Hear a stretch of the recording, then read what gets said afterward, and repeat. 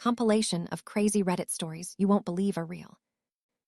My childhood best friend got rich and changed, or maybe I'm the one who changed. Throwaway because I don't want this tied to my main. Also, English isn't my first language, but I've lurked here long enough to know how these posts go, so here it is. I 27F grew up in a small suburban neighborhood in California.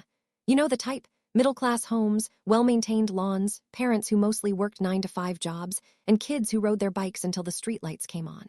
It wasn't a bad life, but it wasn't extravagant either. And then there was Olivia. Olivia was my best friend from the time we were 5 years old. She lived just down the street, and from the moment we met, we were inseparable. We had sleepovers almost every weekend, we passed notes in school, we even made plans to go to the same college together. We were those best friends, the ones you see in movies, the kind that feels like a sisterhood. But life doesn't work like the movies. Olivia's parents were always wealthier than mine. Not crazy rich, but they owned a few rental properties, her dad had some kind of investment firm, and her mom worked as an interior designer. They had money to spare, but they never flaunted it, at least not back then. Everything started to change when Olivia's dad made some kind of huge business deal when we were around 16. Suddenly, they weren't just comfortable, they were loaded. I'm talking new cars, a bigger house in a gated community, vacations to Europe, the whole 9 yards. Olivia went from being the girl who borrowed my sweaters to the girl who wore designer labels I couldn't even pronounce. At first, I tried not to let it bother me. She was still my best friend. Sure, she had to miss some of our usual sleepovers because she was suddenly so busy, but she always promised we'd make up for it. And when she got a new friend group, people who had the same kind of money she did, I told myself it was normal. But the thing is, I never fit into that world. I remember the first time I went to party with her new friends. We were 17, and someone's parents had rented out an entire rooftop venue for their birthday. I showed up in my Forever 21 dress and a pair of heels I borrowed from my mom, while the other girls were wearing designer brands and carrying bags that cost more than my family's monthly rent. I felt like an outsider. Maybe Olivia noticed because she tried. She really did. She always introduced me as her best friend since forever, and she would hype me up in front of her new friends. But it was clear I wasn't one of them. They weren't mean, exactly, but they weren't welcoming either. They'd give me that polite, tight-lipped smile and then turn back to their conversations about yacht trips and fashion weeks. By the time we went to college, things had shifted even more. We didn't go to the same school. She got into some elite private university in LA, and I went to a state school a couple of hours away. We still texted, but the calls became less frequent. The visits home, almost non-existent. And then she blew up. I don't know if any of you have ever heard of Olivia Carrington, not her real last name, obviously, but if you're into fashion or social media influencers, you probably have. She started posting high-end fashion content on Instagram, and somehow it just took off. She got sponsorships, brand deals, even invitations to exclusive events. Before I knew it, she had millions of followers, and her face was on billboards in LA. And me? I was finishing my degree, working a part-time job, and struggling to afford rent in a shared apartment. I told myself I was happy for her. I really did, and for a while I believed it. But then she came home for the first time in years. It was last summer. I was working at a coffee shop near our old neighborhood, saving up to move out of my crappy apartment. One day, out of nowhere, Olivia walked in. She looked insane, perfectly styled hair, a designer purse, sunglasses that probably cost more than my car. And when she saw me, she gasped and threw her arms around me like no time had passed at all. "Oh my God, Ellie," she squealed, using the nickname no one but her ever called me. "I was just thinking about you." We sat down for coffee, and for the first time in years, it felt like the old Olivia was back. She asked about my life, my job, my plans. She told me about her travels, the insane places she'd been, the celebrities she'd met. And then she hit me with it. "You should come to LA with me," she said, grabbing my hand. "Seriously, Ellie, I have a spare room. You wouldn't have to pay rent. You could start fresh. Maybe even work for one of my brands. I know so many people looking for assistance." For a second, I almost said yes. But then I thought about it, about how different we were now, about how I'd always been the one trying to keep up while she kept soaring higher, and about how I would never truly be part of her world, no matter how much she wanted to pull me in. So I turned her down. She looked genuinely hurt, but she didn't push it. We hugged, she promised to keep in touch, and then she left. And that was it. That was the last time I saw her in person. The second I stepped into Olivia's LA penthouse, I knew I was way out of my depth. The place was massive, floor-to-ceiling windows overlooking the city, sleek modern furniture, expensive art pieces on the walls. It looked like something from a high-end design magazine. And the people. They were the definition of elite. Models, influencers, actors, every single person in that room had the kind of effortless confidence that only comes with money and fame. They held cocktails in delicate crystal glasses, laughed in perfectly curated groups, and exchanged air kisses like they were in some kind of exclusive club. I clutched my cheap, thrifted purse a little tighter. Then Olivia appeared, and for a second it was like nothing had changed. She screamed when she saw me, ran over in her heels, and pulled me into a tight hug. "Ellie, I'm so happy you came." She led me around, introducing me to people I vaguely recognized from social media. Some of them were nice enough, but others barely looked at me. It was clear I wasn't one of them, no matter how much Olivia tried to act like I belonged. At some point, I slipped away to the balcony, needing air. The city stretched out below, glittering under the night sky. And that's when I heard the voices. I wasn't trying to eavesdrop, but when I heard my own name, I froze. "She's Olivia's charity case," a woman's voice said, dripping with amusement. "You know, the childhood best friend story? So cute. She's basically a relic from Olivia's old life." Someone else chuckled. "God, she does look out of place. She's not even wearing designer." I felt my stomach drop. I turned, expecting to see some catty influencers, but instead I recognized them. They were the same girls from high school, Olivia's old rich friends, the ones who had never truly accepted me. Now, years later, they were still laughing at me. I should have walked away. I wanted to walk away, but before I could move, Olivia appeared. "Oh my God, are you guys talking about Ellie?" she asked, smiling. For a brief, stupid second, I thought she was about to defend me. But then she laughed. "Yeah, she's definitely not used to this scene, but she's harmless," she said, waving a hand dismissively. "She's like my little piece of nostalgia." My little piece of nostalgia. Like I was some kind of souvenir from her past. Something inside me snapped. I turned and walked straight out of that penthouse, ignoring Olivia's voice calling after me. She texted me later that night. "Olivia, Ellie, where did you go?" I didn't reply. Next morning, I unfollowed her on everything. It's been a year since that night. A whole year since I walked out of Olivia's penthouse, since I deleted her number and cut ties with the person I once considered my sister. At first, I felt hollow. There was this strange emptiness inside me, like I had lost something fundamental. I kept thinking back to the times when Olivia and I were inseparable, when we would talk for hours about our dreams, when we swore that no matter what happened, we'd always have each other. But the truth was, I had been holding on to a version of Olivia that didn't exist anymore. Or maybe she never truly did. The first few weeks after cutting her off were the hardest. Every time I unlocked my phone, my fingers would hover over her contact. I had to fight the instinct to text her funny memes or tell her about some random thing that reminded me of our childhood.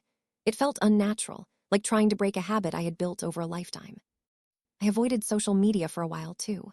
I didn't want to see her posts, didn't want to be reminded of the world she lived in now. But curiosity got the best of me one night, and I found myself scrolling through her Instagram. Nothing had changed for her. She was still living the high life, private jets, designer collaborations, exclusive events. In some ways, it was comforting to see that my absence didn't affect her. It made it easier to let go. But then, a few months later, something did change. One day, I got a notification. "Olivia tagged you in a post." I hesitated before clicking on it. It was an old photo, one from high school, of the two of us sitting on my bedroom floor, surrounded by notebooks and snacks. I remembered that night vividly. We had been making lists of all the things we wanted to do in life, mapping out our futures like we had any real control over them. Her caption was simple. "Some friendships never fade. Miss you, Ellie." I stared at it for a long time, unsure of how to feel. Part of me wanted to believe she meant it, that maybe, deep down, she missed me just as much as I had missed her. But another part of me, the part that remembered the way she laughed with her rich friends at that party, the way she dismissed me like I was nothing, knew better. She missed the idea of me. The childhood best friend she could reminisce about, the girl who made for a good sentimental Instagram post. But she didn't miss me, not really. I didn't like the idea of being a nostalgia prop in her perfect, polished life. So I didn't respond. I didn't comment, didn't like the post, didn't reach out, and eventually she deleted it. That was when I knew for sure I had made the right choice. In the months that followed, my life slowly started to take shape in ways I never expected. I got a new job, not at some flashy LA startup, but at a place where I actually felt valued. The pay wasn't amazing, but for the first time in a long time, I didn't feel like I was drowning. I moved into a better apartment, not a penthouse with floor-to-ceiling windows, but a cozy little place that actually felt like home. I decorated it with thrifted finds and personal touches, filling it with things that made me happy instead of things that looked good for Instagram. I made new friends, real ones, people who didn't care about clout or appearances, people who showed up when I needed them, not just when it was convenient. And slowly, I started to feel like myself again.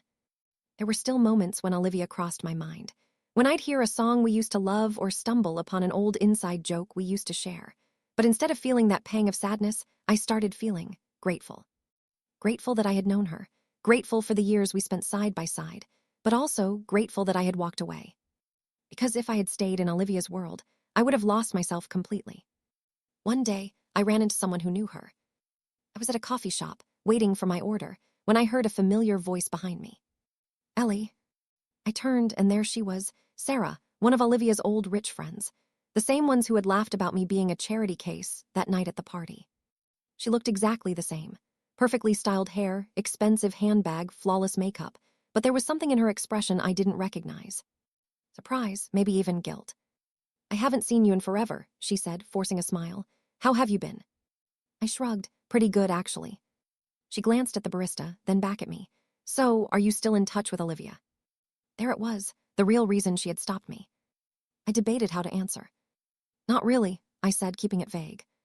Sarah nodded, shifting uncomfortably. Yeah, she's been different lately. I raised an eyebrow. Different how? She hesitated, as if deciding whether or not to say more. Then she sighed. Just more distant. It's like she's always performing, you know, even with us. It's not like it used to be. She let out a small laugh, but it didn't reach her eyes. Maybe it never was. I didn't say anything. But as I watched her walk away, I realized something. Olivia had spent her whole life chasing the dream, fame, money, status, and she got everything she ever wanted. But at what cost? Because if even the people in her own world were starting to see through the illusion, then maybe, deep down, she was just as lost as I once was. Maybe Olivia changed. Or maybe she had always been running, so desperate to prove she was special, that she left behind every real connection she ever had. Maybe, one day, she'll wake up and realize that being admired isn't the same as being loved. But by then, I won't be there to remind her. I've finally moved on.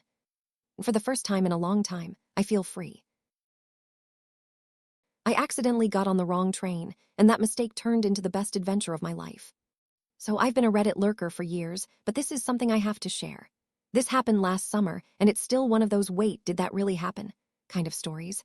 You know, the ones where everything just clicks and somehow turns into something magical? Well, buckle up, because this is one of those. Let me set the stage. I'm a bit of a planner, a control freak, if you will. My friends always call me the organized one, the responsible adult in our group. I'm the type who double-checks everything, train schedules, flight tickets, hotel bookings, you name it. I've been traveling a lot for work, and even though it's usually smooth sailing, I tend to overthink things. That's why this whole incident still blows my mind. So it was a Friday evening. I had just finished a work conference in a city I wasn't too familiar with and was heading home. The plan was simple. Catch the train from this little station, head to the main city hub, and then transfer to a train that would take me to my apartment in the suburbs. Easy, right? Now, I'm not a total rookie when it comes to traveling by train.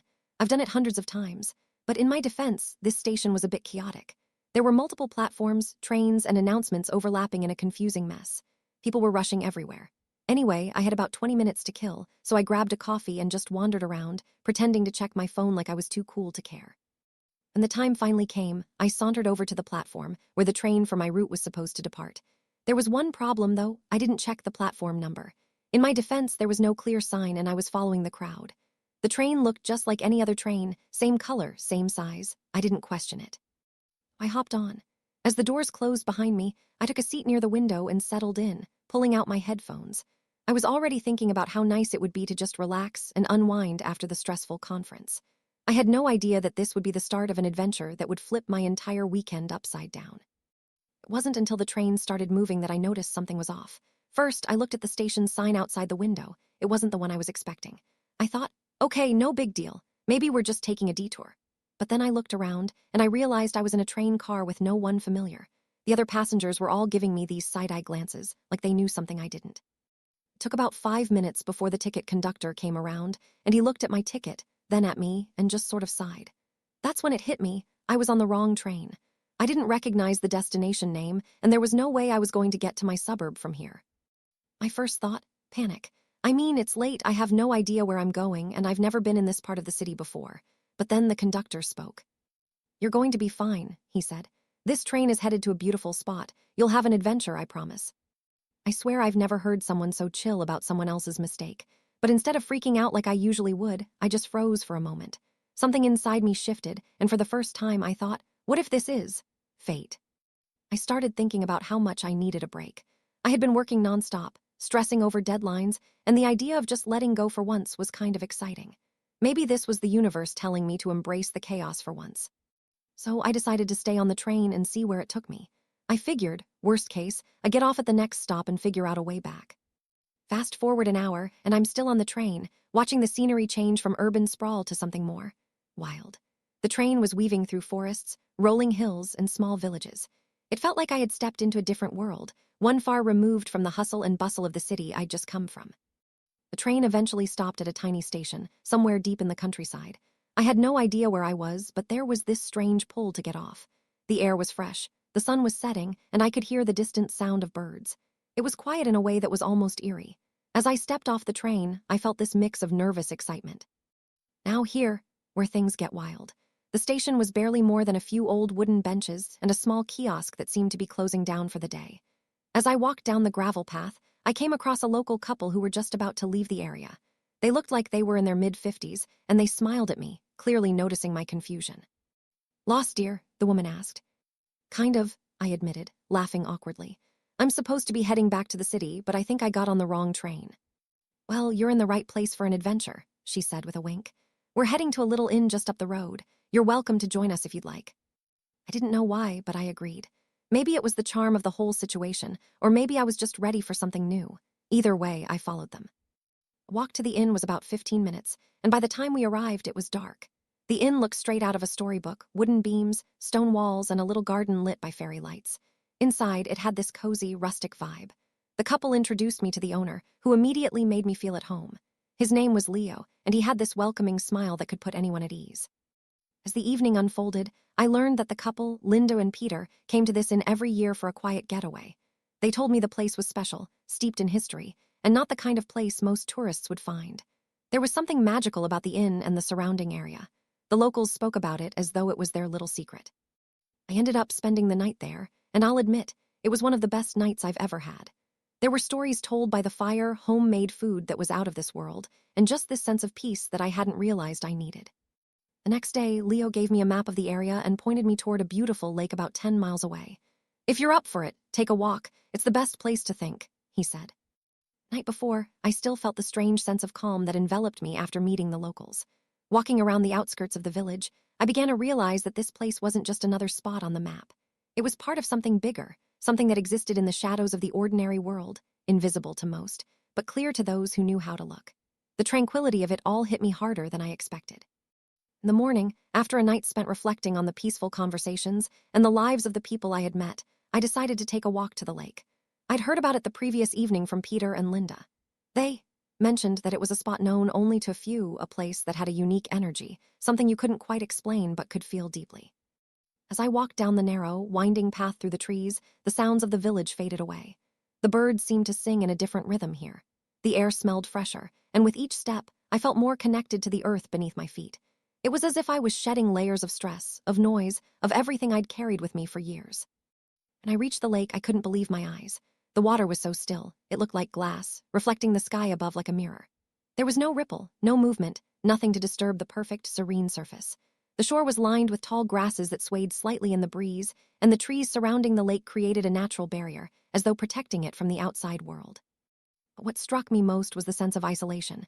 It was peaceful, yes, but there was something more to it. The place felt ancient, the type of ancient that made your skin tingle. There were no tourists here. No one had set up a bench for visitors or left any traces of their presence. It was untouched, pristine, like a secret the land itself was keeping.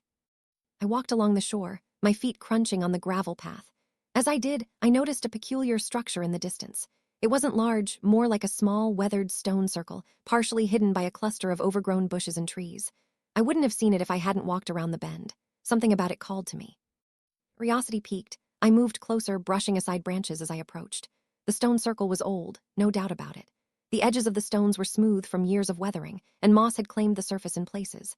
But there was something undeniably powerful about it. A strange energy lingered in the air, and as I stood there, I felt as though I was standing on the edge of something ancient, a place where time itself had paused. I sat down on one of the stones, letting the silence wash over me. For a while, I simply stared out at the lake, unsure of what exactly I was searching for. But then, as I let my mind wander, the memories of the past few days began to swirl in my head. The locals, their peacefulness, the way they spoke about life as though every moment was part of a larger story. I realized then that this place wasn't just a random stop on my accidental adventure. It was a turning point. The more I thought about it, the clearer it became. This was where I was meant to be. This quiet, mysterious place by the lake had a pull on me, something I couldn't fully explain. It wasn't just about escaping the noise of the city or the pressures of my work life. It was about reconnecting with something deeper. The people here, the stories they shared, the timeless beauty of the landscape, it all felt like a call to pause and reflect on what really mattered. Didn't know how long I sat there. It could have been an hour, maybe more. But as the sun began to dip lower in the sky, casting a golden glow over the water, I felt a shift within me. The tension I'd been carrying for so long was slowly dissolving. In this place, time didn't feel like it was moving forward in the way I was used to. It was like I had stepped outside of it, like I was suspended between two worlds, the chaotic, busy life I'd known, and this serene, timeless reality. Before I left, I touched one of the stones in the circle, almost as if to thank it for its quiet wisdom. I felt a sense of calm settle in me, a calm that I knew I had been searching for, but never knew existed. As I walked back toward the village, I realized that my accidental journey had led me here, to this extraordinary place. It wasn't just about the wrong train ride anymore. It was about finding a part of myself that had been buried under the noise of everyday life. And somehow, I knew that whatever this place was, it had just changed me. I spent the next 2 days wandering the countryside, taking in the beauty of nature and reflecting on my life. I didn't check my phone, didn't worry about emails or deadlines. I was just present. The more I explored, the more I realized that getting on the wrong train wasn't a mistake at all. It was exactly what I needed. At our wedding, my fiancé accidentally said the wrong name during the vows, and here's what happened next. Alright Reddit, buckle up because I never thought I'd be that guy posting here. But after everything that happened, I need to unload this somewhere, and we're better than the internet's favorite drama zone. For some background, my fiancée Emily and I had been together for 5 years before finally tying the knot. We met in college, survived the ups and downs of post-grad life, and honestly, she's my best friend. We always had a strong relationship, and even when we hit rough patches, we worked through them like adults. No major red flags, no shady business, or so I thought. The wedding was supposed to be perfect. We kept it small, mostly family and close friends. The venue was a charming little outdoor spot near a lake, decorated with string lights and flowers, straight out of a Pinterest board. Everything was going smoothly, right up until the vows. Emily was standing in front of me, tears in her eyes, looking like the love of my life. She smiled, took a deep breath, and started her vows. I, Emily, take you, Alex. Except Reddit, my name isn't Alex. My name is Jake. The silence that followed was brutal. You know that feeling when you drop a glass in a crowded room, and suddenly everyone goes silent and just stares. That, but worse. Emily turned pale as soon as the name left her lips. Her eyes widened, and she immediately slapped a hand over her mouth. Gasps rippled through the crowd. I swear I could hear my mom audibly whisper, "Oh my God." The officiant cleared his throat awkwardly. I just stood there, completely frozen, while my brain scrambled to process what just happened. And then Emily stammered, I mean Jake, I take you, Jake. But it was too late. I felt my stomach drop to the floor. My heart was pounding. My hands went cold, because who the hell is Alex? I couldn't even force a smile or a joke. I just stood there, watching her face go from ghostly white to full-on panic mode. She knew she had just messed up in the worst way possible. The guests were whispering, shifting uncomfortably. The officiant looked at me like, dude, what do we do? So I did the only thing I could. I turned to Emily and in the calmest voice I could muster asked. And that's when the wedding fell apart. Emily's face contorted like she was about to either burst into tears or throw up, probably both. She immediately started shaking her head, reaching for my hands. It was an accident, Jake, I swear. It doesn't mean anything. I don't even know why I said that name. But my gut was screaming at me that this was not just an innocent slip-up. The guests were now fully invested in the drama unfolding before them. I saw my best man, Tyler, giving me the abort mission eyes from the front row. My sister was gripping my mom's arm like we were in the middle of a reality show finale. I took a deep breath, trying to keep my voice steady. Okay, then tell me, who is Alex? And that's when Emily completely lost it. She started sobbing, full body trembling, hands clutching mine like I was about to disappear. It's nothing, Jake, I swear, it's not what you think. Which, by the way, is literally the worst thing you can say in this situation, because now everyone was thinking the worst possible thing. At this point, my brain was going 1,000 miles per hour. There were only a few possibilities. An ex she wasn't over. A guy she had feelings for but never told me about. The room was spinning, my vision tunneled. My heartbeat was so loud in my ears that I almost missed the way Emily let out the smallest, most guilty noise ever. I turned toward the crowd, locking eyes with the woman who had spoken. I didn't recognize her, but she looked horrified like she hadn't meant to spill that little piece of information. Her coworker, I repeated, my voice flat. The woman visibly gulped. I thought. Too late, damage done. I turned back to Emily, and she was shaking her head again, fresh tears rolling down her face. Jake, please, I swear, it's not. Are you sleeping with him? I asked, cutting her off. My voice didn't even sound like mine anymore. And she hesitated. Reddit, she hesitated. Right then and there, I knew. The next few minutes were a blur of Emily sobbing, guests whispering, my best man stepping up to grab my arm like, Jude, let's get out of here before this turns into a full-blown soap opera. I turned to the officiant, I think we're done here. And I walked out of my own wedding. Someone she was currently involved with, yeah, my mind was spiraling. Whatever it was bad. And then, like a divine gift of chaos, someone in the crowd made everything 10 times worse. A woman's voice, high-pitched, shocked, suddenly blurted out, wait, Alex, like your coworker Alex. You could hear a pin drop. Emily froze, her hands went limp in mine, and that's when I knew it wasn't just a slip-up. It's been 2 weeks since that absolute disaster of a day. Emily has been blowing up my phone with apologies, swearing that it was just a crush and that she never actually did anything with Alex. But even if that were true, the fact that she said his name instead of mine at our freaking wedding. That's not just a mistake, that's a Freudian slip on steroids. Needless to say, the wedding was called off. I'm currently staying at my best man's place while I figure out my next steps. My family is 100% on my side, and my sister has already declared that if Emily ever shows her face again, she's going to accidentally spill red wine on her. I still can't believe this happened. 5 years together, and this is how it ends. But maybe it's better that I found out before I signed the marriage certificate. So yeah, that's how my wedding day turned into a full-blown our relationship advice nightmare. Would love to hear what Reddit thinks. Did I overreact, or was this just the universe saving me from a massive mistake? Alright Reddit, you guys want an update, and oh boy, do I have one for you. I thought my life had already hit peak drama, but apparently the universe decided to double down. So where did we leave off? Right, me walking out of my own wedding after my fiancée, Emily, accidentally said another guy's name, Alex, during the vows. She tried to play it off, but then some poor, unsuspecting guest blurted out that Alex was her coworker. And when I straight up asked her if she was sleeping with him, she hesitated. Not exactly wife material. Now let me tell you what happened after. For the first few days post-wedding, Emily went into full-on panic mode. She blew up my phone with calls and texts, alternating between begging, apologizing, and making excuses. Here are some highlights of her messages. Jake, please, you have to believe me. It was just a name slip, nothing more. Alex is just a coworker, I swear on my life. I don't even think about him that way. I was nervous, it was a mistake, you're overreacting. Jake, don't throw away 5 years over this, please let's talk. But here's the thing, if it were truly nothing, she wouldn't have hesitated when I asked if she was sleeping with him. That hesitation spoke volumes. I ignored her messages, I wasn't in the mood for lies. A week after the disaster, I got some intel from an unexpected source, one of Emily's coworkers. Let's call her Lisa. Lisa reached out to me on Facebook, saying she heard about what happened and thought I deserved to know the truth.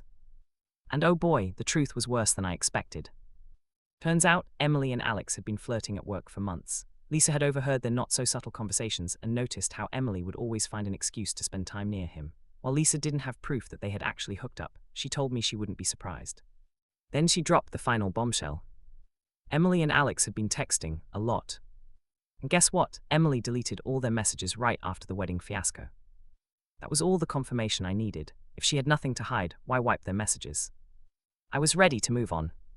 But apparently Emily was. A few days later, she showed up at Tyler's place. Now picture this, I'm chilling on the couch, trying to distract myself with some mindless TV, when suddenly there's loud knocking at the door. Tyler opens it, and there she is. Emily, eyes red from crying, looking like a wreck. Behind her, freaking Alex. I swear my soul left my body. Tyler immediately stepped in front of me like a human shield, but I waved him off. I needed to see where this was going.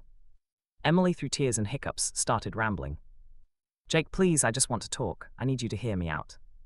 I crossed my arms, then why is he here? And that's when Alex, this absolute idiot, decided to chime in. Dude, I just wanted to make sure she was okay. Oh no. I laughed, I actually laughed out loud. You wanted to make sure she was okay, I repeated, incredulous, after she ruined our wedding by saying your name. Emily turned to Alex with panic in her eyes. She hadn't wanted him to talk. Too late. Tyler, who had been silently fuming up until now, finally exploded.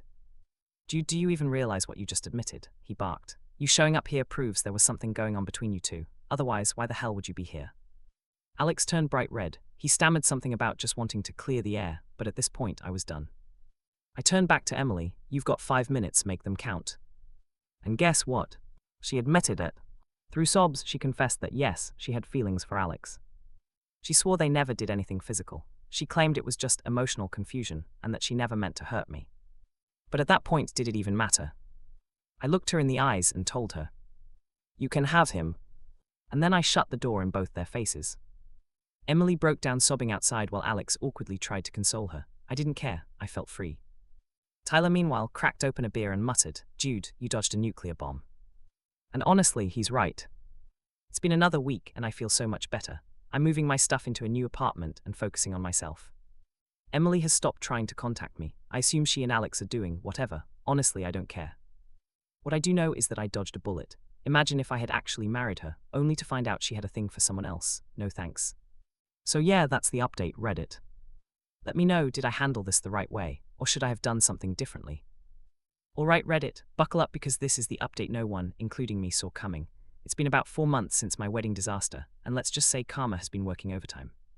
When I last updated you, I had kicked Emily and Alex to the curb and was moving on with my life. No contact, no second chances, just pure freedom. And let me tell you, those first couple of months, glorious.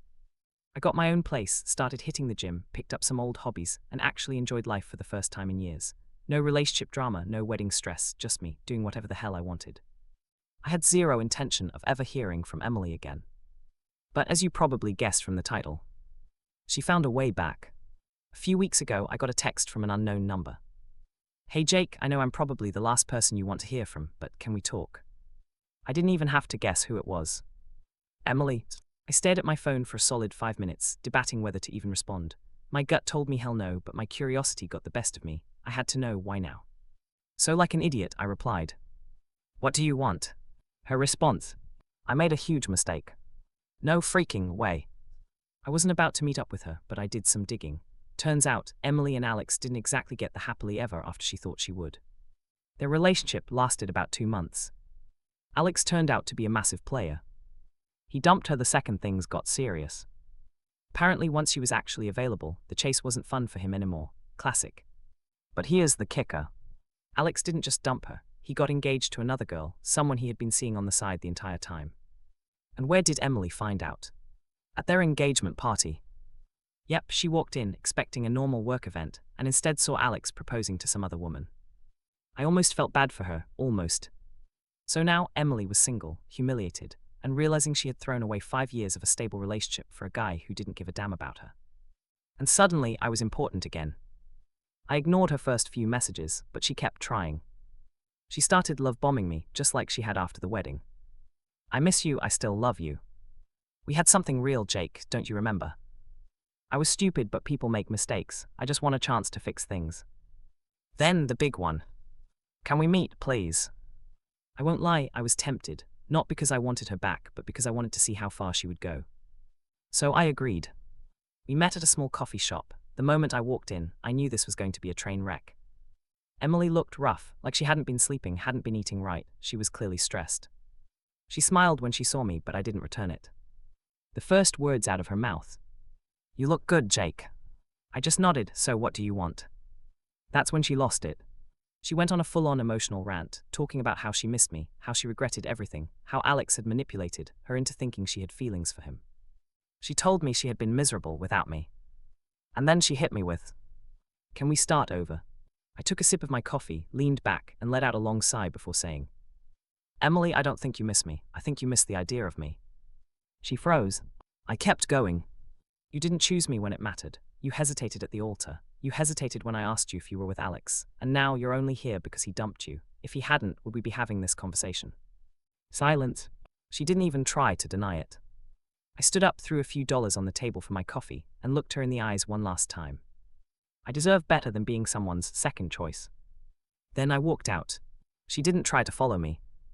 That was a week ago. Since then, no more messages, no desperate calls, nothing. I think she finally got it. And honestly, I feel amazing. For the first time in forever, I feel like I actually won. I walked away with my dignity, my self-respect, and a lesson that I will never forget. If someone loves you, they choose you, always. And that's the final update, Reddit. Thanks for coming along on this wild ride. I misunderstood a situation so badly that I still cringe thinking about it. I thought he actually liked me, but now I just feel stupid. Oh yeah, here I am. Throwaway account because some people know me on here, and honestly, I don't want anyone to connect the dots. I just need to get this out because it's eating me alive, and I feel like an idiot. I'm a 22F student in NYC, and I work part-time at this coffee shop downtown. You know the type, super hipster, overpriced lattes and regulars who think they're too cool for everyone else. Anyway, there's this guy I work with. Let's call him Mike. He's 25, tall, cute, the kind of guy who's always charming customers, making jokes, and basically just the life of the place. Everyone loves him. At first, I didn't pay much attention to him because honestly, I'm not the social butterfly type. I keep to myself, do my shifts, and leave.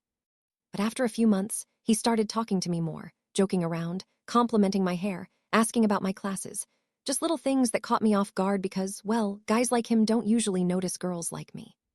I'm that girl who reads books during her break, keeps headphones on even when I'm not listening to anything, and pretends not to notice people so I don't have to engage.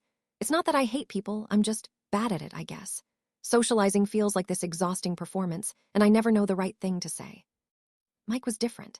He seemed genuinely interested, like he actually wanted to know me. And I started to think maybe, just maybe, he liked me. We had these small, flirty moments. He'd tease me about my playlists, ask me about random stuff like my favorite movies or whether I believed in astrology. Spoiler, I don't, but I said I did just to keep the conversation going. And every time he'd say something nice, my heart would do this stupid little jump like, is this it? Is he flirting with me? I started dressing nicer for work, fixing my hair, wearing makeup, just hoping he'd notice. And he did. He'd compliment me more often, tell me I looked cute, or ask if I was going out after work. We even started texting a little outside of work, nothing major, but enough for me to feel like something was happening. I started to let myself believe that maybe I wasn't imagining it, that maybe I was worth his attention. Then came the bomb. Last Friday, we had this small after-work hangout, just a few of us from the shop. We went to this bar nearby, and I'll admit I was nervous as hell.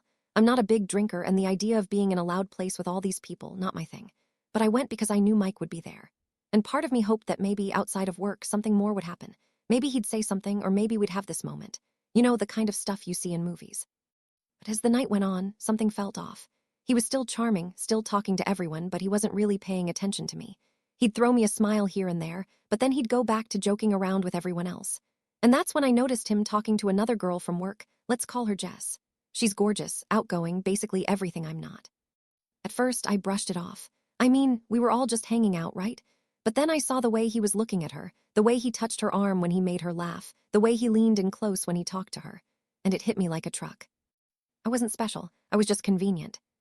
I sat there, gripping my drink, watching them. It was like one of those moments where everything slows down, and you realize you've been the punchline to a joke you didn't even know was being told. Jess giggled at something he said, flipping her hair over her shoulder, and he leaned in closer, murmuring something into her ear. And the worst part? She blushed, like full-on schoolgirl crush-level blushing. My stomach twisted. I felt so goddamn stupid. Because all those moments at work, every teasing comment, every playful nudge, every stupid little text, had made me believe I was someone to him. But the way he looked at her, that was real. That was the kind of look you give someone you actually want. I tried to tell myself it was nothing, that I was overreacting. But then, like clockwork, one of our coworkers, Ben, drunk as hell by that point, grinned at me and slurred, "Damn, you see those two," called it from day one. I forced a laugh. What do you mean? Ben wiggled his eyebrows. Mike and Jesta, come on, we all knew it was gonna happen. He's been into her forever. Forever? That word felt like a slap. I managed to mumble some excuse, something about needing fresh air, and practically ran outside. The night was cold, but I barely felt it. My hands were shaking, and I don't even know if it was from anger or embarrassment or just everything. I pulled out my phone, hovered over our texts. Mike, you working tomorrow? Me, yeah. Mike, cool, see you then. I wanted to scream at myself. How did I let this happen? How did I let myself believe it meant something? I should have known better. I should have known guys like him, charming, effortlessly cool, don't go for girls like me. But for a moment, I thought I mattered. And that's what hurts the most. I barely slept. I kept replaying the night over and over, trying to convince myself that I was just being dramatic, that maybe I had misunderstood everything. But deep down, I knew I hadn't. When I got to work, I felt like my skin didn't fit right. Everything about being there felt off. The espresso machine hissed, the usual indie playlist hummed through the speakers, customers mumbled their orders. But I felt like I was moving through static. And then, of course, he walked in. Mike was late, as always, but he strolled in like he owned the place, flashing that effortless grin. "Morning, superstar," he said as he walked past me, the same way he always did. And I hated that it still made my heart lurch. I mumbled a hey and kept my head down, busying myself with refilling the syrup bottles. My hands were shaking. I was so pissed at myself for still feeling anything at all. And Jess walked in, and suddenly everything snapped into focus. She looked tired but happy, her hair still a little messy from what I assumed was rolling straight out of bed. And Mike, he looked at her like she was the only person in the room. I thought I was gonna throw up. I forced myself to keep working, pretending I didn't see the way he nudged her shoulder or how she laughed at something he whispered. I kept telling myself it didn't matter, that I shouldn't care. But my throat felt tight, and my hands were gripping the syrup bottle so hard my knuckles turned white. I was so deep in my own head that I didn't even hear him come up next to me. Yo, you good? I flinched. Mike was looking at me, eyebrows raised. He was so close I could smell his cologne, something warm, a little spicy. The same scent I used to love when he stood next to me at the register. I swallowed hard. Yeah, just tired. He tilted his head, studying me for a second. You left early last night. Oh, so he noticed. I forced a shrug. Yeah, wasn't really feeling it. He nodded slowly, like he was waiting for me to say more. I didn't. Instead, I turned back to my task, hoping he'd just walk away. But of course, he didn't. He leaned on the counter, lowering his voice. Did something happen? I could feel the frustration bubbling up in my chest. Did something happen? Are you serious? I looked at him, really looked at him, trying to figure out if he was messing with me or if he was actually that clueless. And the worst part, he seemed genuinely confused, like he had no idea what he had done. I swallowed down the lump in my throat and forced a small smile. Nope, all good. He hesitated, like he wanted to push, but then someone called his name from across the cafe, and just like that, he was gone. And I was left standing there, heart pounding, stomach twisting, realizing just how invisible I really was to him. I spent the next few shifts dodging Mike as best I could. It wasn't like I could completely avoid him. We worked together. But I didn't go out of my way to talk to him anymore. No more small talk, no more pretending like I was fine. I'd catch him looking at me a few times, like he was trying to figure me out, but I just turned my back and focused on whatever task was in front of me. But there was always that damn tension in the air. And he wasn't making it easy. One day, when it was quieter than usual, Mike slid into the seat next to me during my break. I didn't look up from my phone. Hey, he said, his voice soft, like he wasn't sure how to start. I kept scrolling through random Instagram posts, trying to act like I was in some other universe, but he didn't get the hint. So, you've been kinda distant lately. I didn't respond right away. My mind was spinning, and I had no idea what to say. Part of me wanted to be honest, to just scream at him, tell him how much he had fucked with my head. But another part of me just wanted him to leave me the hell alone. Sorry, I muttered. Been busy. He didn't buy it. I could feel his gaze on me, his eyes trying to catch mine. And when I finally looked up, he was watching me with that same intense focus like he wanted to figure me out. But I wasn't going to make it easy. Did I do something? He asked, his voice lower now. I almost choked on my own breath. I wanted to scream, to ask how he could be so blind, so goddamn oblivious. But I didn't. Instead, I forced another smile, tighter this time, like I was holding everything inside just to make sure I didn't explode. No, Mike, it's fine. He stared at me for a second, like he was trying to decide whether to push further. But then he just nodded and got up. Okay, well, let me know if you need to talk. And that was it. He walked away, probably feeling like he'd done his part. And I was left sitting there, feeling like I was the one who had been run over by a train. Things kept spiraling. It wasn't just the awkward moments at work. It was the little things, the way I caught him glancing at me when he thought I wasn't looking, the way he smiled at me like everything was fine. And the worst part, I started feeling like maybe it was my fault. Maybe I had misread everything. Maybe I was the one who had built this fantasy in my head. But then there was Jess. One afternoon, when the cafe was packed, I was running around trying to get everything done. I was already exhausted, running on maybe 2 hours of sleep, trying to juggle, work, and everything in between. And I noticed Mike and Jess talking by the register. He was leaning in so close to her that their arms were almost touching. And Jess was looking at him like he was the only thing in the room. I couldn't breathe. I went to grab a coffee pot, my hands shaking. I could feel my cheeks burning, but I refused to let myself break down. But then Jess looked over at me, and for the first time, she caught my eye. There was no mocking or malice in her gaze, just a kind of quiet understanding, like she knew exactly how I felt. And that's when it hit me. She wasn't the problem. Mike was. He had been playing this game all along, making me think he cared, making me think he saw me as something more than just a coworker. And all along, it had been about nothing more than passing time. It was like a switch flipped in my brain. I wasn't angry at Jess anymore. I was angry at myself for letting him have that much power over me. I took a deep breath, wiped my hands on my apron, and went back to work. But that was the last straw. When my shift ended, I was exhausted, not physically, but mentally. I had been pretending for weeks, and I couldn't do it anymore. I went home, dumped my stuff on the bed, and sat in the quiet of my tiny apartment. I didn't know what I was doing anymore. I had convinced myself that I had misread everything, but deep down, I knew I hadn't. And I was done. No more pretending that he was different. No more fantasizing about the idea of us. I opened my phone, hovered over Mike's number in my contacts for a long time, and then I deleted it. Just like that. It wasn't some big dramatic gesture. There was no closure. No let's talk text. No confrontation. I just let it go. And somehow, that felt like the hardest thing I'd ever done. The days that followed felt different, like I was waking up from a long, foggy sleep. I'd gone through so much in the past few weeks, so much unnecessary pain, and for what? A guy who didn't even see me for who I was. At work, things were still awkward. Mike was still Mike, trying to maintain this cool guy vibe, but I wasn't buying it anymore. He'd ask how I was doing, and I'd give him polite, short answers. Nothing more. Every once in a while, I'd catch him looking at me like he was trying to figure out what happened, but I didn't care. The thing is, he didn't deserve any more of my attention. He didn't deserve the energy I'd poured into hoping something would change. One evening, after a shift, I ran into Ben, the guy who drunkenly called Mike and Jess out. "Yo, you good?" he asked, glancing at me with raised eyebrows. I didn't know why, but I felt like being honest. Maybe it was the exhaustion from pretending. Maybe it was just the need to get it off my chest. "I'm fine," I said, but my voice cracked a little. I don't know, I think I made a fool of myself." Ben looked at me for a second and then shrugged.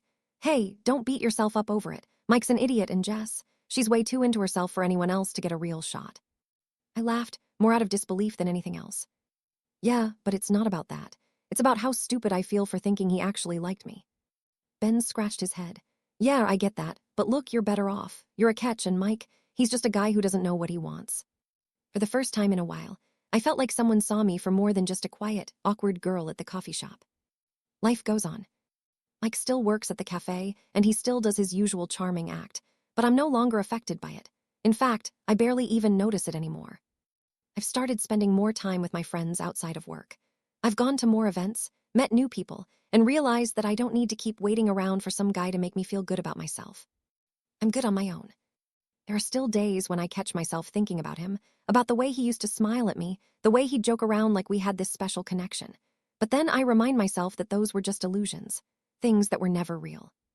And honestly, I'm kind of proud of myself, because I didn't need some guy to feel worthy. I don't need his validation. I have my own. It's a work in progress, but I'm learning to let go. I'm learning that being true to myself is enough. I don't need him to like me anymore. I like me. I went on a date just for fun, but it led to something totally unexpected. Alright, so let me set the stage. I, 27M, had been single for a while, mostly by choice. Not because I was some broken-hearted mess or anything, just busy. Work, gym, friends, repeat. Dating felt like too much effort, and honestly, I was good on my own. But one night, after a couple of beers with my roommate Jason, I let him convince me to re-download the apps. "You don't have to marry them, bro. Just go have fun," he said, swiping through my matches like it was a sport. And yeah, maybe I needed a little fun. So I matched with this girl, Emily, 26F. Her profile was the perfect mix of witty and flirty, and she had this sarcastic edge in her messages that I instantly vibed with. We exchanged a few texts, nothing deep, just jokes and casual conversation, and then she hit me with, "So are we actually gonna meet up, or are we just pen pals now?" I like that, no games, direct, so I set up a casual dinner date for Friday night at this cool taco place downtown. No pressure, just good food, good drinks, and a good time. I wasn't expecting anything serious, but holy shit, the night turned into something else entirely. I got there 5 minutes early, which is rare for me. The place was buzzing, neon lights reflecting off the wooden tables, and that perfect mix of tequila, grilled meat, and fresh lime hanging in the air. And then she walked in. Now, I'm not going to pretend it was some movie moment where time slowed down and music swelled, but damn, Emily was stunning. Not just in the hot girl on a dating app way, but in the effortlessly cool, I'm actually fun to be around way. She had on ripped jeans, a fitted leather jacket, and this confident smirk that made it feel like she already had me figured out. "Tell me you already ordered a margarita, or I'm walking out," she said as she sat down. I laughed. I was waiting for the pressure of judgment before making my choice. "Smart man, 2 margaritas, extra salt," she told the waiter without even looking at the menu. And just like that, the date took off. We talked like we'd known each other forever. She roasted me for my Spotify playlists. Apparently, having early 2000s emo bangers and 90s rap is a crime. I made fun of her for thinking pineapple on pizza is actually good, and we shared random, ridiculous stories from our past.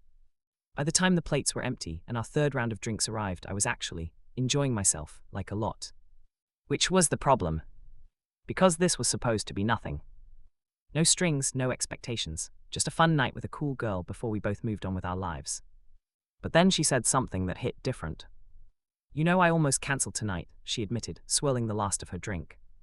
Why? She hesitated for half a second, because I've been seeing someone, not officially, but it's complicated. And there it was. Now, most guys might have taken that as a sign to back off, but I wasn't most guys, and I was 3 margaritas in. So instead, I leaned forward. Well, aren't you the little rebel? She smirked, a little fun never hurt anyone, right? And just like that, the air between us changed. The just for fun phase that wasn't so simple. And just like that, the air between us changed. It wasn't obvious at first. The conversation still flowed, the jokes still landed, and we were still 2 people who had met up for tacos and margaritas without expecting much. But beneath it all, there was something charged, something neither of us acknowledged out loud, but both of us felt. I walked her to her car that night, and when she turned to say goodbye, there was a moment, a split second, where I thought she might kiss me. Her eyes lingered on mine just a little too long, her lips parted like she was about to say something important. Instead, she just smiled, shook her head like she was laughing at herself, and said, "See you around, trouble." And then she was gone. I told myself that was it. One night, one great memory, but then the texts started. I just saw a guy wearing Crocs and socks at the gym. This is an emergency. Please tell me you ran away immediately.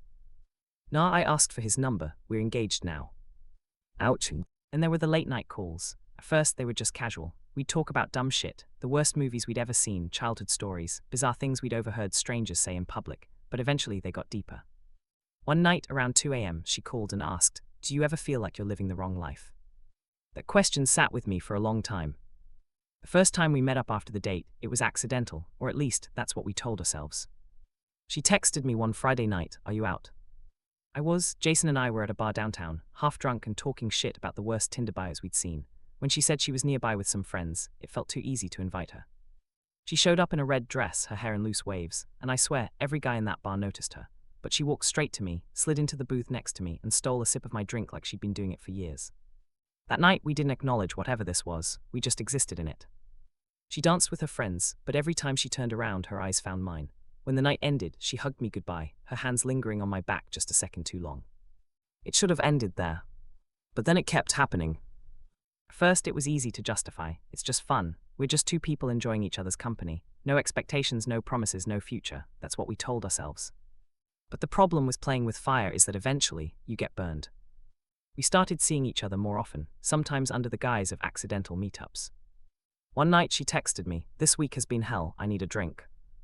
I knew what that meant. 15 minutes later, I was already waiting for her at a quiet bar we both liked. She showed up in an oversized hoodie, leggings, and that messy bun she always wore when she was exhausted. No makeup, dark circles under her eyes, but still, somehow, she looked ridiculously beautiful.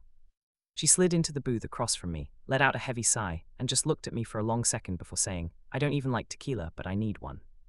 So we drank. We talked about her work stress, my own personal mess, and the absurdity of adulthood.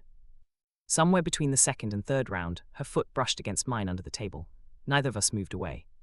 Somewhere between the third and fourth round, she reached across the table and ran her fingers over my wrist absent-mindedly. By the time we left, she was leaning into me as we walked, my arm instinctively wrapping around her waist. And when we got to her car, she hesitated. "I should go," she whispered. I know. She didn't move. Neither did I. And then she was kissing me. Not just a casual, impulsive kiss. This was something else, something deeper, something that sent my stomach flipping and made every rational thought disappear. When she pulled back, she was breathless. "I'm in trouble," she murmured. I wanted to say, "Me too." Instead, I just cupped her face, my thumb brushing against her cheek, and kissed her again. And from that moment, we were in free fall. We never talked about what we were doing. That would have made it real. That would have forced us to acknowledge the inevitable crash waiting for us. So instead, we just kept going. She'd show up at my place at odd hours, her excuse always something casual. I was in the neighborhood. I had a rough day. I needed to see you. I let her in every time. Some nights we'd just talk. She'd curl up on my couch, her head in my lap, and we'd watch reruns of sitcoms, both pretending that this was normal. Other nights we wouldn't talk at all. Those nights were the most dangerous. The problem with pretending is that reality eventually forces its way in. One morning, I woke up to the sound of her phone vibrating on my nightstand. I wasn't going to look, I wasn't that guy. But then the name flashed on the screen. Nathan. I stared at it. I knew about him, of course. She never talked about him much, but he existed in the background, like a shadow neither of us wanted to acknowledge. I didn't realize I was holding my breath until the call stopped. A second later, her phone buzzed again. Where are you? I felt sick. Beside me, Emily stirred, stretching lazily before blinking up at me. Morning, she murmured, her voice still thick with sleep. I couldn't speak. Her eyes followed my gaze, landing on her phone. And just like that, reality crashed in. She sat up quickly, grabbing her phone, her expression unreadable as she stared at the screen. I should go, she said softly. I nodded. She didn't kiss me goodbye.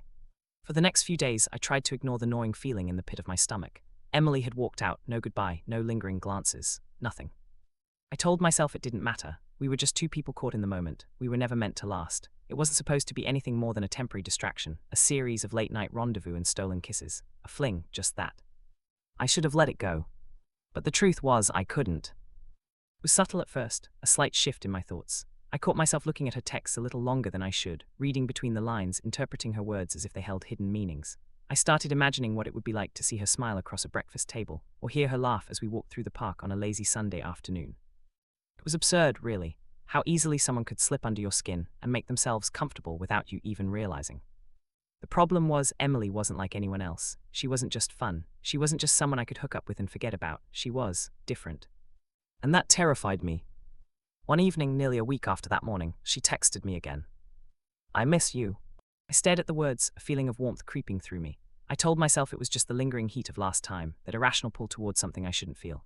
But even as I tried to convince myself that I wasn't falling for her, my fingers hovered over the screen, typing and deleting, typing and deleting.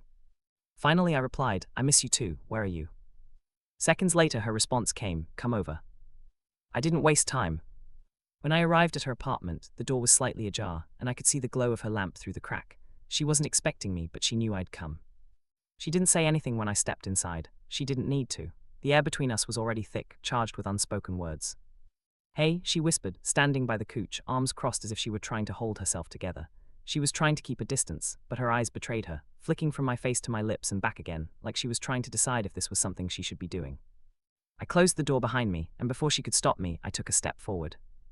You don't have to say anything, I said, my voice low, trying to soften the tension in the room, but I need to know if this is still what you want, because I can't pretend like I don't care anymore. Her breath caught, she looked down at her hands, fiddling with the sleeve of her shirt. I knew she was thinking, weighing her options, trying to figure out how to put everything into words without breaking something. Finally, she met my eyes. I don't know what I want. It was like a punch to the gut. I knew what I wanted. I had known for days. I wanted her. But what could I do with that? What could I do when I was the one standing in the way of what she had? What does that mean? I asked, my voice cracking slightly. She took a deep breath and sighed. I'm not the only one in the picture, you know that, right? I didn't need her to say his name. I already knew. Nathan, the shadow hanging over us, the one I kept pretending wasn't there. I know, I said quietly, my voice almost a whisper, but I need to hear it from you. What do you want, Emily? She shook her head, her lips trembling. It's not that simple. I can't just pick one of you. I don't know how to choose between the two of you. There it was, the truth. I could feel the weight of it, like the world was pressing down on her. I could see the guilt in her eyes, the conflict tearing her apart. She was caught between two worlds, me and Nathan, and neither was simple. Neither was easy. She stepped back, pulling away from me. I need time. I need to figure this out. I nodded, but it felt like everything was slipping through my fingers. Time was something neither of us had. The next day, I was at work, trying to distract myself from the gnawing thoughts about Emily when my phone buzzed. It was her. Can we talk? I felt a sudden jolt in my chest. I didn't know what to expect, but I knew this conversation would be different. When I met her later that afternoon at a quiet cafe, her eyes were red. She had been crying. You need to talk to him, she said softly, her voice breaking. Nathan wants answers, and I don't know how much longer I can keep this up. My stomach twisted. I can't just walk away, Emily. I can't pretend that I don't want this, want you. Her lips quivered as she shook her head. I don't know what to do anymore. He's always been there. He's been my everything, but I feel like I'm drowning. I swallowed hard, and me, what am I to you? Her eyes filled with tears, and she couldn't answer. That was the moment I realized it. She wasn't just caught between us, she was lost in the middle of it all. 2 days later, I received a message from Nathan. It was short, direct, to the point. I need to talk to you. Part of me wanted to ignore it, to leave him in the background where he belonged. But the other part, the part that had been too deeply tangled in this mess, knew I couldn't. When I showed up at his place, he didn't waste any time. She's going to choose, man, he said bluntly. But you and I both know she can't have both of us. She's going to have to make a decision. I clenched my fists, the weight of his words hitting harder than I expected. I'm not trying to fight you, Nathan continued, his voice calm, but you need to realize something. She's not going to wait forever, and neither will I. I looked at him, and for the first time I understood. He wasn't just angry, he was afraid too, afraid that he was going to lose her. I'm not asking you to back off, I said, my voice barely a whisper, but I won't back down either. The silence between us was thick with everything we both knew was coming. Emily had to choose. And I didn't know if I was ready for the answer. The days after Nathan's message blurred into a haze. I couldn't focus on work, couldn't focus on anything really. All that consumed me was Emily, her face, her voice, the way she had seemed to become everything to me in such a short span of time. And yet, despite everything, I knew there was only one thing she could do. She had to make a choice. It happened one evening, just a few days after the conversation with Nathan. Emily texted me, her message short, almost painfully direct. Can we meet? I've made a decision. I read those words, feeling the tightness in my chest. My heart began to race as if I already knew what was coming, but I pushed it down. I told myself I was strong enough to hear whatever she had to say. Whatever it was, I could handle it. I met her at the park where we had shared so many quiet, intimate moments. The same park where our story had started, and now where it would end. She was already there when I arrived, standing by the old oak tree, her face slightly turned away from me. I could see the tension in her shoulders, the way she was clenching her fists at her sides. Hey, I said softly, approaching her cautiously. She looked up at me, her eyes filled with a sadness I hadn't expected to see. She opened her mouth, but no words came out at first. She took a deep breath and finally spoke. I've made my decision, she said, her voice thick. I can't keep going back and forth between the two of you. I love you, but Ethan, he's the one I'm supposed to be with. He's been with me through everything. Through the bad, through the good, through the years I've known him, I've realized he's the one. And I can't keep pretending that you and I have a future when I know deep down where my heart truly belongs. Her words were a quiet storm, a delicate but undeniable truth that shattered something deep inside me. I'd seen this coming, of course, I had, but knowing it and hearing it were two very different things. For a moment I couldn't speak. The lump in my throat felt like it might choke me. She stepped closer, her hand reaching for mine, her fingers brushing against my skin in a fleeting, painful touch. I'm so sorry, she whispered. I never meant for this to hurt you, but I need to be with him. I need to be where my heart is, and I think I've known that for a while now. You deserve someone who can give you the same certainty, the same love that I can't offer you anymore. I swallowed hard, feeling every ounce of what I'd lost in that moment. You don't have to apologize, I finally said, my voice hoarse. You made your choice, and that's what matters. I just want you to be happy, Emily. She looked at me, her eyes glistening with unshed tears, but she didn't let them fall. She didn't want me to see her break down. She was strong, always had been. I'll always care about you, she said softly. You'll always have a place in my heart, but it's not the way it used to be, and I need to honor what I've built with him. I nodded, my chest tight. There were so many things I wanted to say, so many things I should have said, but the words wouldn't come. All I could think of was the finality of it all. She stepped away from me, slowly turning to walk back toward the street where Nathan would be waiting. It was over. She was gone, not just from my life, but from the possibility of a future together. The weeks that followed were full of small steps, each one harder than the last. There were nights when I would lie awake, thinking of her, replaying every moment we had shared, wondering if I had missed some sign, some moment where things had started to unravel. But slowly the pain faded. Slowly I began to rebuild. I didn't call Emily again, I didn't text her. I let her go as she had chosen to do with me. It wasn't easy, and there were moments when I wondered if I had made the right choice, but I knew I had. She had made her choice, and now it was time for me to live my own. I took up new hobbies, spent more time with my friends, started going on dates again, though none of them felt quite like what I had with Emily. But I wasn't looking for another Emily. I was looking for something new, something that would be mine, something that didn't carry the weight of someone else's past. And one day I would find it. For now I had learned the hardest lesson of all, that sometimes the hardest thing is to let go, to accept the end, but also to understand that the end is just the beginning of something new. It was time to move forward, without her, without the past. Just me and whatever the future held.